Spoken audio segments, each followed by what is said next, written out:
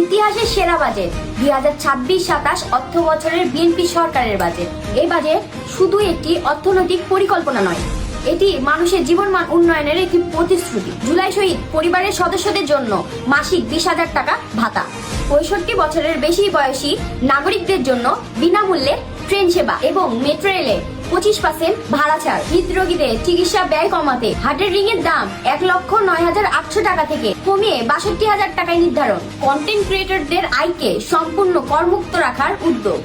এ বাজেটের লক্ষ্য একটাই, সাধারণ মানুষের জীবনকে আরো সহজ করা, প্রবীণদের সম্মান নিশ্চিত করা, চিকিৎসা সেবা মানুষের নাগালের মধ্যে নিয়ে আসা এবং নতুন প্রজন্মের উদ্যোক্তা ও সৃজনশীল তরুণদের এগিয়ে যেতে সাহায্য করা।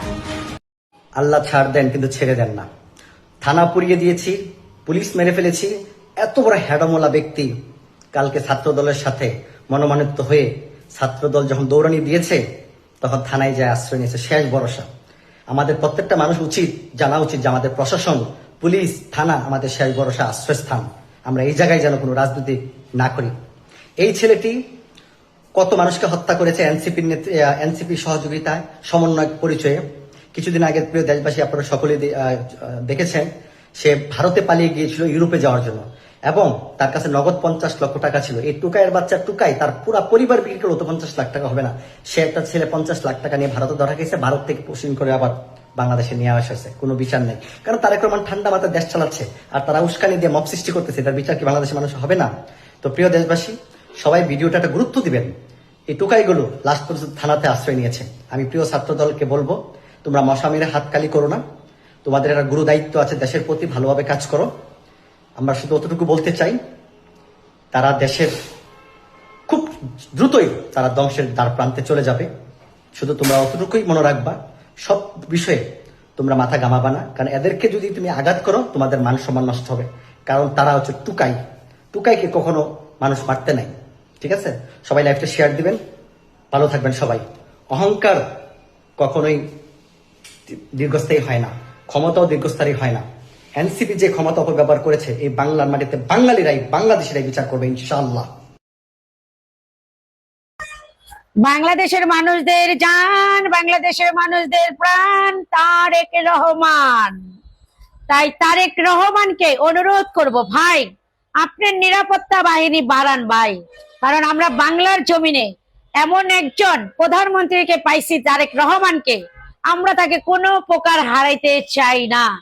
আমরা চাই তার মা মরহুম বেগম খালেদা জিয়ার মতোই রাজত্ব করে যাক বাংলার জমিনে তারেক রহমান, জনগণের খেজমত করে যাক এই তারেক রহমান। বাংলাদেশের মানুষদের নিবেদিত প্রাণ জনাব তারেক রহমান। সেই তারেক রহমানকে কোনো প্রকার, আমি শাহিনুর বলবো যে তাকে হারাইতে চাই না তার বাবা শহীদ রাষ্ট্রপতি জিয়াউর রহমানের মতো। আমরা চাই যে যতদিন দীর্ঘ হায়াত দারাজ করবে এই তারেক রহমানকে, সেই পর্যন্ত বাংলার জমিনে আমরা বারবার প্রধানমন্ত্রী হিসাবে তারেক রহমানকে চাই। তো তারেক রহমান আমাদের বাংলাদেশের মানুষদের এবং বাংলাদেশের মনে হয় যে আকাশ বাতাস সকলের প্রাণ এবং জান। সেই তারেক রহমান আপনার নিজের নিরাপত্তা বাড়ান। কারণ আমরা জানি যে বাংলাদেশের টাকাকে সঞ্চয় করার জন্য আপনি অনেক দিক দিয়ে অনেক কাজ আপনি নিজে করেন এবং গুছায়া নেন, কিন্তু চান না যে বাংলাদেশের কোনো অর্থ কোনো প্রকার যত ক্ষতিগ্রস্ত হয়। আপনার চিন্তা চেতনা যত এরকম, তাহলে আমরা তো আপনার মার সৈনিক, আপনার বাবার আদর্শকে আমরা পালন করি, আমরা আপনাকে ফলো করি জনাব তারেক রহমান। তাহলে আমরা জিয়া পরিবারের সদস্য হয়ে আমাদের অনুরোধ যে আমরা চাই না যে আপনার বাবা বাংলার জমিনে কিভাবে মারা গেছে সেই ইতিহাস কিন্তু জিয়া পরিবারের লোকজনের এবং বিশ্বের মানুষ পর্যন্ত জানে। তাহলে সেই চিন্তা ভাবনা করে আমরা চাই যে প্রাইম মিনিস্টার জনাব তারেক রহমানের তার পুরোপুরি নিরাপত্তা যত বাড়ানো হয়, আর তার নিরাপত্তা নিয়ে আমরা খুবই চিন্তিত, খুবই চিন্তিত। যখন রাস্তাঘাটে একা একা বের হয় তারেক রহমান, তার নিরাপত্তা বাহিনী কম থাকে, তখন অবশ্যই আমাদের চিন্তা লাগে।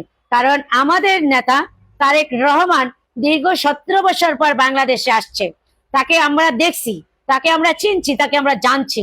বাংলাদেশের মানুষদেরকেও আমরা চিনি এবং জানি, কারণ অতীতে অনেকবার আমরা দেখছি বাংলাদেশের মানুষ নিজেদের দেশের মানুষদের সাথে নিজেরাই গাদ্দারি করে।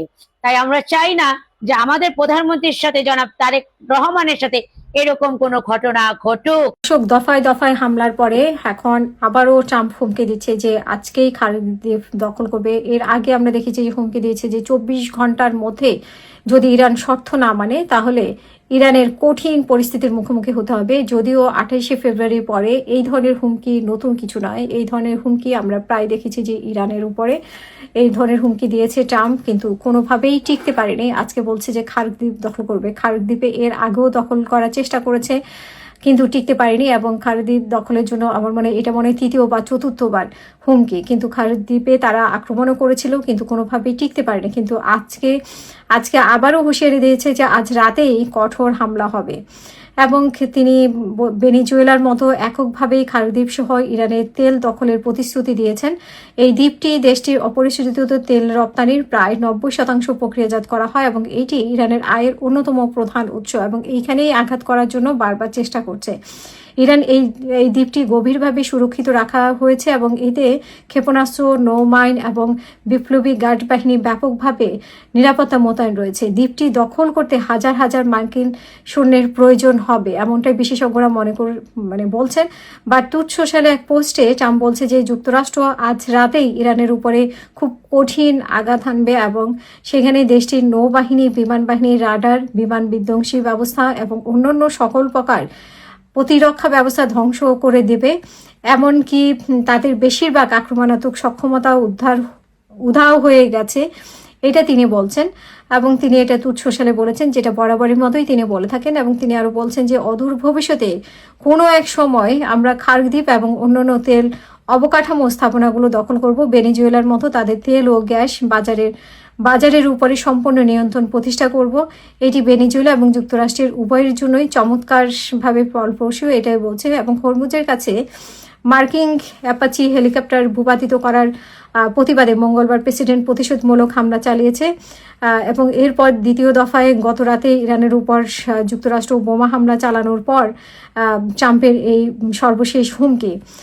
আসলে হেলিকপ্টারটিকে হরমুজের কাছে যে মার্কিন হেলিকপ্টারের কথা বলা হয়েছে সেটা ইরান আগেই বলেছে যে তারা করেনি, কিন্তু এটা একটা চাল হতে পারে। অনেকেই বলছে যে এটা মার্কিন যুক্তরাষ্ট্র হয়তো নিজেই করেছে বা এটা ইসরায়েল করেছে, এরকম বিভিন্ন। কিন্তু এটা একটা যুদ্ধক্ষেত্র বা হামলার জন্য তৈরি একটা ফাঁদ হতে পারে। সো এটাই হতে পারে, এবং এটাকে যেহেতু অনেকদিন ধরে সমঝোতায় আসছিল না, সো বিকল্প একটা ব্যবস্থা দরকার ছিল এরকম হুমকি ধুমকি দেওয়া। কিন্তু